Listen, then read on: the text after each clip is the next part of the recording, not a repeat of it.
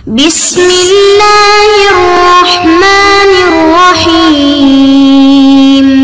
بسم اللہ الرحمن الرحیم الحمدللہ رب العالمین والصلاة والسلام علی رسولہ محمد وآلہ واصحابہ اجمعین اما بعد۔ درس نمبر 74۔ آج کے سبق کا عنوان ہے مقدمہ توضیح حصہ 27، حکم کی تعریف خطاب اللہ تعالی المتعلق بافعال المکلفین بالاقتضاء والتخیر کی تشریح حصہ سوم۔ توضیح تلوی کا مقدمہ چل رہا تھا جس میں اصول فقہ کی تعریف مصنف نے بیان کی ہے، اور سب سے پہلے مصنف نے اصل کی تعریف بیان کی، پھر فقہ کی پہلی تعریف بیان کی معرفت النفس ما لہا و ما علیہا، اس کے بعد فقہ کی دوسری تعریف بیان کی العلم بالاحکام الشرعیۃ العملیہ من ادلتها التفصیلیہ، اور فقہ کی دوسری تعریف کے ضمن میں چونکہ حکم کا لفظ آیا تھا، العلم بالاحکام میں حکم کا لفظ آیا تھا، لہذا حکم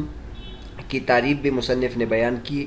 اور حکم کی تعریف بیان کی خطاب اللہ تعالی المتعلق بافعال المکلفین بالاقتضاء والتخیر۔ اس سے متعلق صدر الشریعہ رحمۃ اللہ علیہ نے جو تشریح کی تھی وہ ہم نے آپ کے ساتھ سامنے ذکر کر دی۔ اس کے بعد پھر ہم نے علامہ تفتازانی رحمۃ اللہ علیہ نے جو اس کے بارے میں مزید تعلیقات کی تھی، کچھ آپ کے سامنے بیان کی، کچھ باقی انشاءاللہ آج کے سبق میں ان میں سے باقی کی تعریف بھی ذکر کریں گے۔ علامہ تفتازانی رحمۃ اللہ فرماتے ہیں ومعنى تعلقه بافعال المکلفین تعلقه بفعل من افعالهم والا لم يوجد حکم اصلا اذ لا خطاب يتعلق بجميع الافعال فدخل في الحد خواص النبي عليه الصلاة والسلام كإباحة ما فوق الأربع من النساء، وخرج خطاب الله تعالى المتعلق بأحوال ذاته وصفاته وتنزيهاته وغير ذلك مما ليس بفعل المكلف. لا يقال إضافة الخطاب إلى الله تعالى تدل على أن لا حكم إلا خطابه تعالى، وقد وجب طاعة النبي عليه الصلاة والسلام وأولي الأمر والسيد فخطابهم أيضا حكم، لأننا نقول إنما وجبت طاعتهم بإيجاب الله تعالى إياها فلا حكم إلا حكمه تعالى۔ اوپر حکم کی تعریف میں آیا تھا خطاب اللہ تعالی المتعلق بافعال المکلفین، خطاب اللہ کی تشریح پچھلے سبق میں بیان ہو گئی۔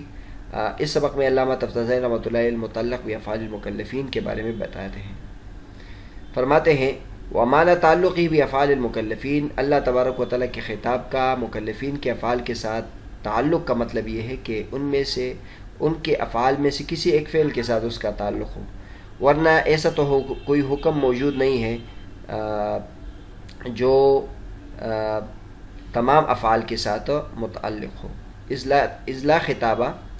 یتعلق بجمیع الافعال، کیونکہ ایسا کوئی خطاب نہیں جو تمام افعال کے ساتھ متعلق ہو، لہذا اس تعریف میں نبی کریم صلی اللہ علیہ وسلم کی خاصیات بھی داخل ہو جائے گی، جیسے کہ نبی کریم صلی اللہ علیہ وسلم کے لیے 4 سے اوپر عورتوں حلال ہے، اس کے علاوہ اور بھی ہیں۔ اور اسی طرح اس تعریف سے اللہ تبارک و تعالیٰ کا وہ خطاب جو اللہ تبارک و تعالیٰ کی ذات کے احوال سے متعلق ہو، اللہ تبارک و تعالیٰ کی صفات سے متعلق ہو، اللہ تبارک و تعالیٰ کی تنزیہات سے متعلق ہو، وہ بھی نکل جائیں گے جو فعل مکلف نہیں ہے۔ یہ سوال نہ کیا جائے، یہ اعتراض نہ کیا جائے کہ خطاب کی اضافت اللہ تبارک و تعالیٰ کی طرف کی گئی ہے، یہ دلالت کرتا ہے کہ حکم نہیں ہے مگر اللہ تبارک و تعالیٰ کے خطاب، حالانکہ نبی کریم صلی اللہ علیہ وسلم کی اطاعت بھی واجب ہے، اولو الامر کی اطاعت بھی واجب ہے، اسی طرح اپنے آقا کی اطاعت بھی واجب ہے، تو ان کا خطاب بھی حکم ہے۔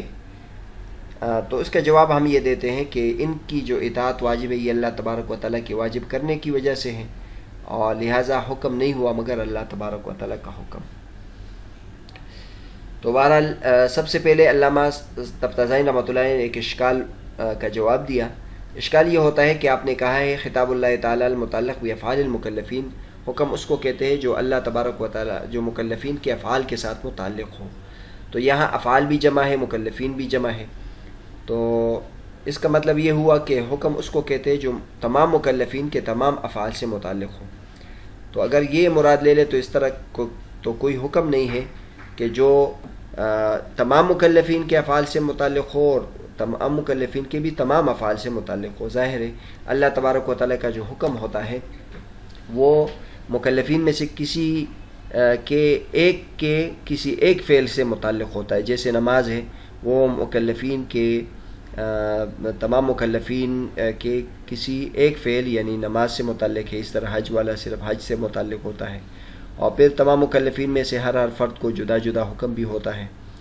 تو اس سے وہ خطابات نکل جائیں گے جو کسی ایک کے فعل سے تعلق ہو اور کسی ایک فعل سے تعلق ہو۔ تو جواب علامہ تفتازانی رحمۃ اللہ نے یہ دیا کہ ہمارا قول بافعال المکلفین کا مطلب یہ ہے کہ ان میں سے کسی ایک کے فعل سے بھی اس کا تعلق ہو، تو لہٰذا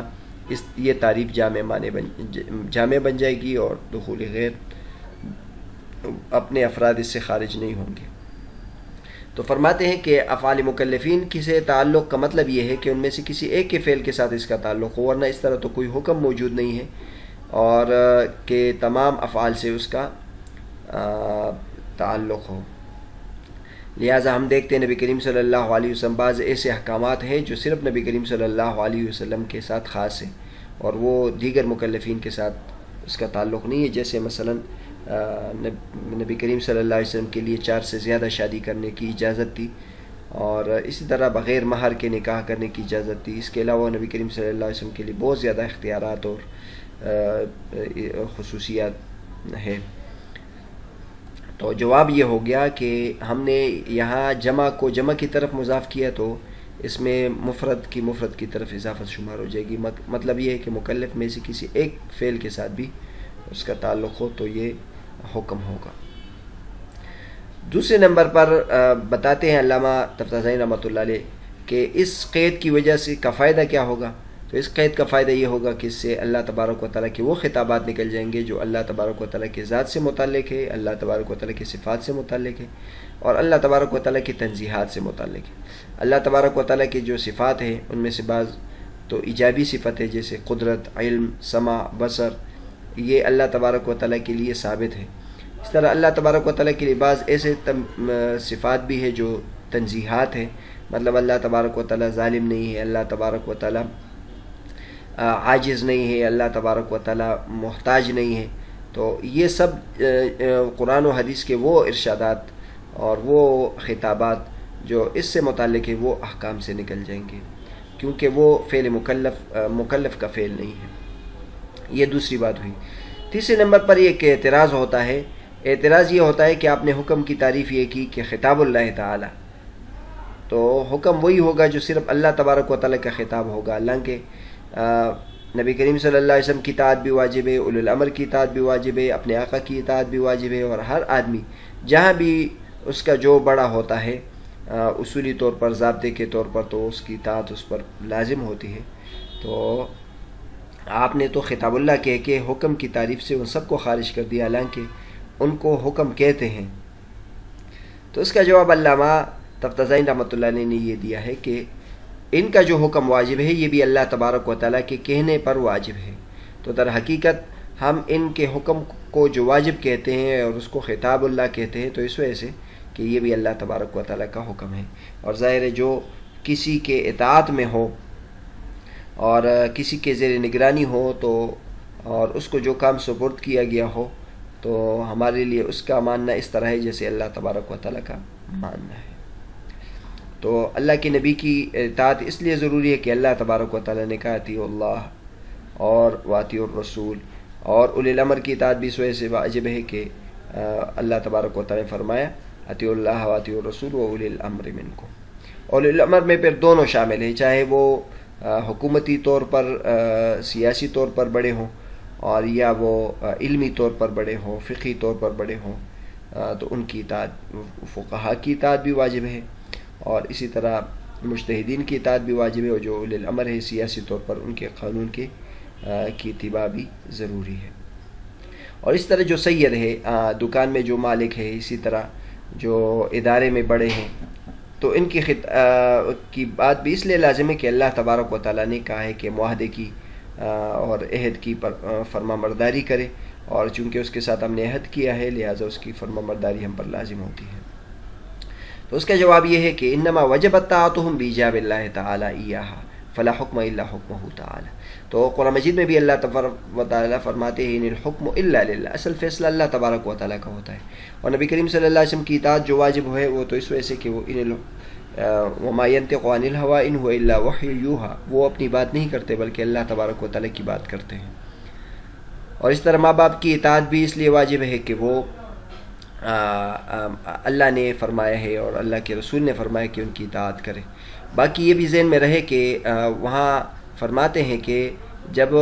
ماں باپ ایسی بات کا حکم کرے جو اللہ کی نافرمانی کا ہو تو پھر ان کی اطاعت واجب نہیں ہے۔ وَإِنْ أَمَرَاكَ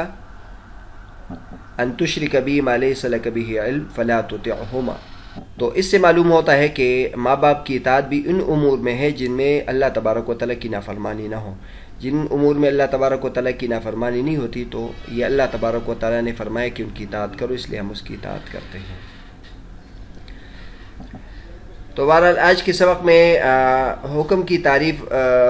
خطاب اللہ تعالیٰ المتعلق بافعال المکلفین بالاقتضاء والتخیر، اس سے متعلق مزید تشریح کی۔ اور آج کے جو سبق ہے اس کا خلاصہ یہ ہے کہ ایک تو یہ اشکال ہوتا ہے کہ اس میں لفظ استعمال کیا گیا ہے المتعلق بافعال المکلفین، تو اس کا مطلب یہ ہے کہ وہ حکم ہوگا خطاب اللہ جو تمام مکلفین کے تمام افعال سے متعلق ہو، حالانکہ ایسا تو کوئی حکم نہیں ہے جو تمام افعال سے متعلق ہو۔ اس کا جواب یہ دیا ہے کہ افعال المکلفین کا مطلب یہ ہے کہ مکلف میں سے کسی کے ایک کے بھی فعل سے متعلق ہو تو اس میں داخل ہو جائے گا۔ لہٰذا نبی کریم صلی اللہ علیہ وسلم کی جو خصوصیات ہے یا کسی اور فرد کی جو خصوصیات ہے، مثلا بعض احکامات صرف مردوں کے ساتھ ہے، بعض احکامات صرف عورتوں کے ساتھ ہے،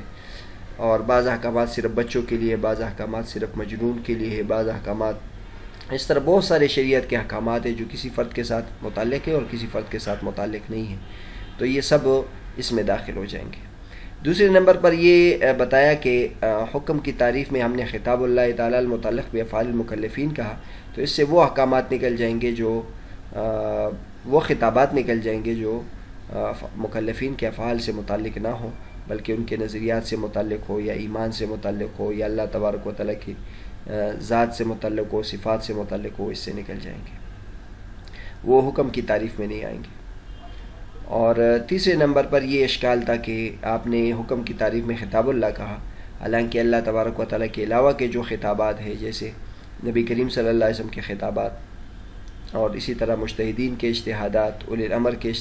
کے احکامات اور ماں باپ کے جو احکامات ہیں